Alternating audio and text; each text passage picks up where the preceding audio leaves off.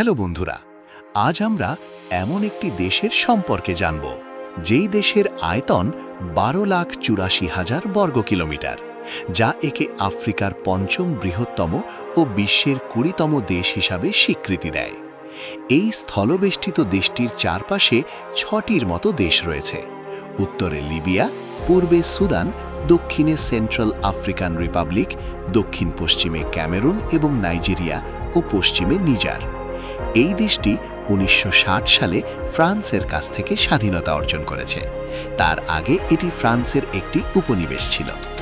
এই দেশটিতে বিশ্বের সবথেকে বড় মরুভূমি রয়েছে, সাহারা ডেজার্ট, যার আয়তন 92 লক্ষ বর্গ কিলোমিটার, যা আফ্রিকার প্রায় 11টি দেশের সংযোগ সীমানা রয়েছে। এটাকে চীন বা আমেরিকার আয়তনের সমান তুলনা করা হয়। এই দেশের রাজধানীর নাম হল জামেনা। এখানে মোট মানুষ বসবাস করে থাকে 17,23,000। এই দেশটিতে মোট জনসংখ্যা 2,13,00,000। এই দেশটি প্রজাতন্ত্র। এখানে 100টিরও বেশি ভাষা রয়েছে, তবে দেশটির সরকারি ভাষা হল ফরাসি ও আরবি। এছাড়াও রয়েছে নিজেদের চাদিয়ান আরবি ভাষা। এ দেশে প্রায় 55% মুসলিম এবং খ্রিস্টান 41%। এছাড়াও বাকি 4% অন্যান্য ধর্মের অনুসারী। এখন আমরা চাঁদ দেশের ইতিহাস সম্পর্কে জানব। এতটাই পুরনো ইতিহাস যে তখন সাহারা মরুভূমি ছিল একটি জঙ্গল। ওই সময় কাহিনী জানব। খ্রিস্টপূর্ব 7ম সহস্রাব্দে মানব বসতি ছিল। তখনকার যুগকে বলা হতো নব্যপ্রস্তর যুগ বা নিওলিথিক পিরিয়ড। তখনকার মানুষ যাযাবর জীবন ছেড়ে স্থায়ী জীবন যাপন করা শুরু করে। আস্তে আস্তে সময়ের পরিবর্তনে মধ্যযুগের সময় ওখানে শুরু হয় প্রধান 3টি সাহেলীয় সাম্রাজ্য। 1. কানেন বর্নু সাম্রাজ্য, 2. ওয়াদাই সাম্রাজ্য, 3. বাগু আর্মি সাম্রাজ্য। কানেন বর্নু সাম্রাজ্য 9ম শতাব্দীতে উত্তর পূর্বে প্রতিষ্ঠিত হয়। শুরুর দিকে এরা যাযাবর ছিল, পরে এরা স্থায়ী ঠিকানা করে ফেলে। এরপরে 11শো শতাব্দীতে রাজাদের মা বলা হতো। ওই সময়ের রাজা ইসলাম ধর্ম গ্রহণ করেন। এর ফলে আস্তে আস্তে ওই রাজ্যে সবাই ইসলাম ধর্ম গ্রহণ করতে শুরু করে। এর ফলে ইসলাম রাষ্ট্র হিসাবে পরিণত হয়। এই সাম্রাজ্যটি 19শো শতাব্দী পর্যন্ত টিকেছিল। এখনও কিছু স্থানীয়রা নিজেকে কানেন বর্নু সাম্রাজ্যের লোক মনে করে। ওয়াদাই সাম্রাজ্য।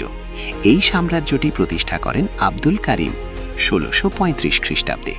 এটি একটি শক্তিশালী ইসলামী সালতানাত। এই সাম্রাজ্যটি প্রচুর পরিমাণে শক্তিশালী ছিল। নীল নদ অঞ্চল এবং লিবিয়ার সাথে বাণিজ্যের প্রধান কেন্দ্র ছিল। এর ফলে এদের অর্থনীতি প্রচুর পরিমাণে বাড়তে থাকে। 1909 খ্রিস্টাব্দে ফ্রান্স দখল করে নেয় ওয়াদাই সাম্রাজ্য।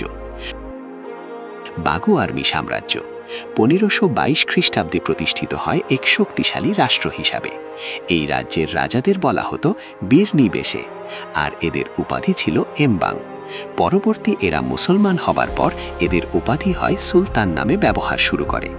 এই সাম্রাজ্যটি 1893 সালে সুদানি দিগ্বিজয়ী রাভি আজ জুবাইর মাসিনিয়া শহরটি আক্রমণ করেন এবং রাজধানী ধ্বংস করে দেন, ফ্রান্সের সাথে চুক্তি করে।